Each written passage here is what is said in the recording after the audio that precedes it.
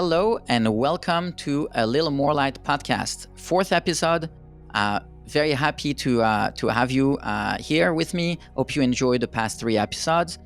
This week we're going to be talking about Passover, one of the most important holiday in Judaism, and it's coming up very quickly. Just next week, Friday night, the first Seder. There's two Seders, so if you have over people the first night, you should invite other people or just do it with family on the second night. And the whole idea of Passover is something I want to talk about, because when we talk about Passover, the idea is to talk about freedom. But really what we're celebrating is not freedom. What we talk about the entire time on Passover is that we were slaves in Egypt for 210 years. Now try to think about that for a second.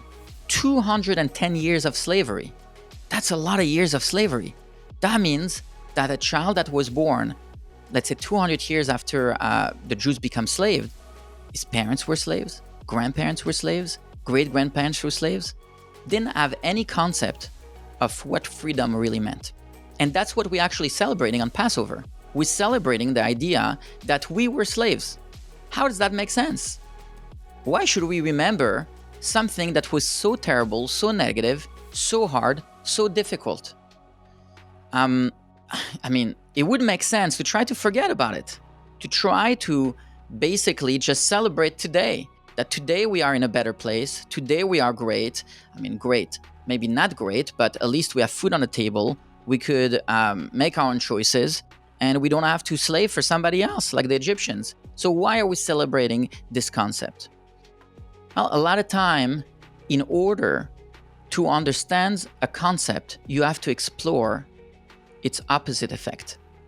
So in this case, if we want to understand and really feel what freedom is like, we have to be able to appreciate that today we are very, very lucky, very, very lucky to be able to be celebrating Passover, not as slaves, but as free men and women, as a free people.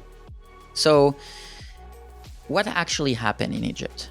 Well, the Jews were living with the Egyptians, and the Egyptians said to themselves, they say, oh, this people is going to be maybe turning against us when there is a war.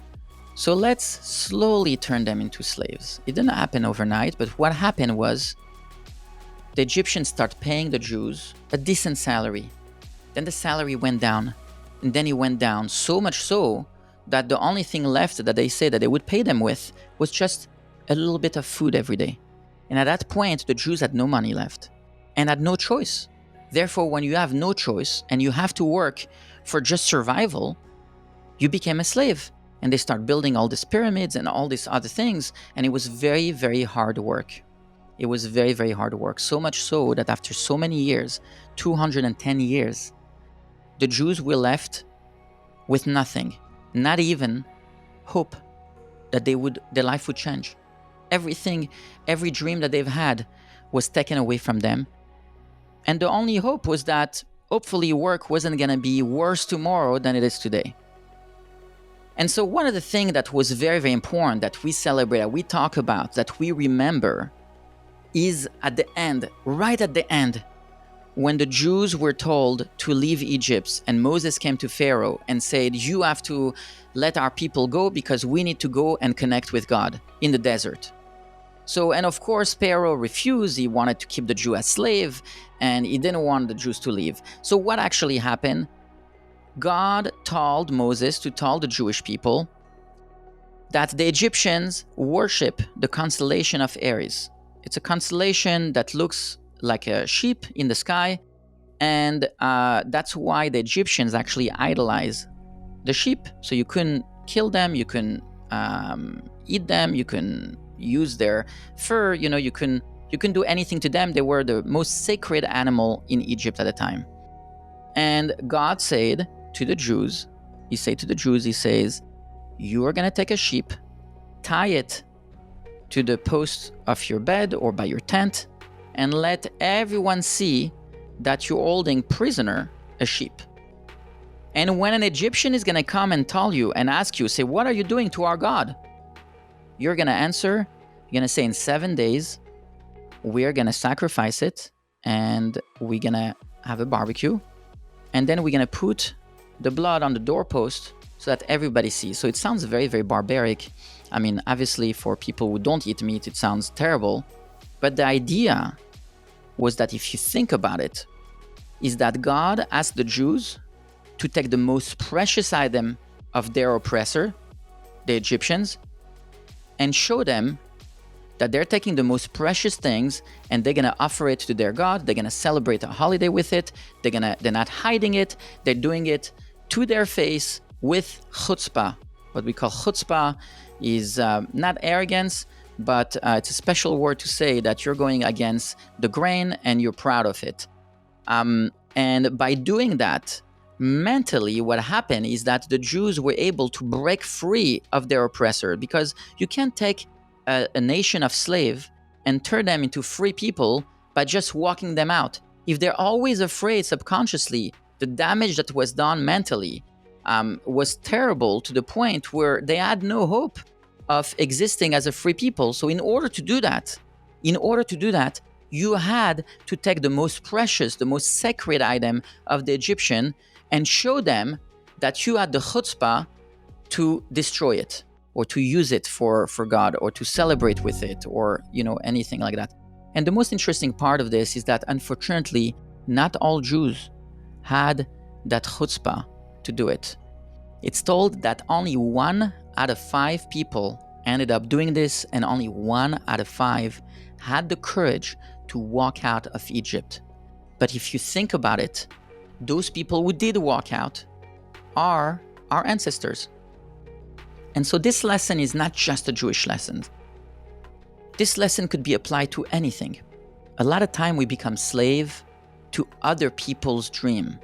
We start working for them, but then what happens is that it's not a partnership, it's not something you work for, it's something that people dominate over you and really becomes some kind of oppression. It could be even school. So much work where if you don't get the good grade, you're expelled. If you don't, and there's no helping you in the process. So if there's no helping you in the process, you're really like a prisoner of other people's ambition, other people's dream, other people's demand. They ask from you that you should do this and this and this, and if you don't fit the box, then you're a terrible person. And in a way, we could all find places in our life where we are limited, where we see that we can grow, and we can grow because we're scared. We can grow because other people tell us that we're gonna fail. And it's very, very hard when you are experiencing this amount of pressure. And the problem with this amount of pressure is that eventually you don't do things that you want to do. You stop doing the things that you love. You stop doing the thing that you dream about, and you just go for the safe route. And that's something that we have to be reminded of at least once a year. So before Passover, we clean everything, our house. We start everything from fresh. And then we go back into our origin and our roots, and we explore, and we say, you know what I have in me? It's in my DNA, that chutzpah, that I had the chutzpah to tell that Egyptian that was beating me every day and tell him, no, I'm not going to be a slave. I'm going to be a free man. And not only I'm saying it, but I'm doing it by taking your most sacred item and offering it to my God, to my dreams, to my belief, because that God loves me and wants me to be successful and wants me to walk out of here. And I'm going to partner with God, and I'm going to believe, and I'm going to go and be a free man. And so we have to be reminded that we have that in us, and that every time we face a challenge, every time we face something that we're scared of, I'm not saying we shouldn't have a plan. I'm saying that we have to believe. We have to believe that God is our partner, that He believes in us, but most importantly, we have to believe in ourselves. So when we sit around the Seder table, I want everyone to share a challenge. What is the challenge that this year they're going to tackle? What they're going to be free from? And it's a very hard thing to do, but maybe after 4 cups of wine, you might feel a little bit looser. After eating the matzah, after eating a nice meal, being with friends and family, we all gonna be able to be open to each other, because when you do that, and you really are genuine about your life and your challenges and what you've been experiencing and what you want to achieve, and you say those things, they don't just stay here, they go, again, mine, words and action. And not only action that you're going to do alone, but because you're proclaiming it to the people that you care about the most, those people are going to support you, and they're going to believe in you, and they're going to encourage you, and you'll be able to get past that plateau that you're experiencing. So I want to wish you all a happy Passover. Please share, like, subscribe, ask any questions, and hopefully we're all going to be celebrating and going from strength to strength and conquering all of the challenges that are in front of us. Thank you very much, and happy Passover.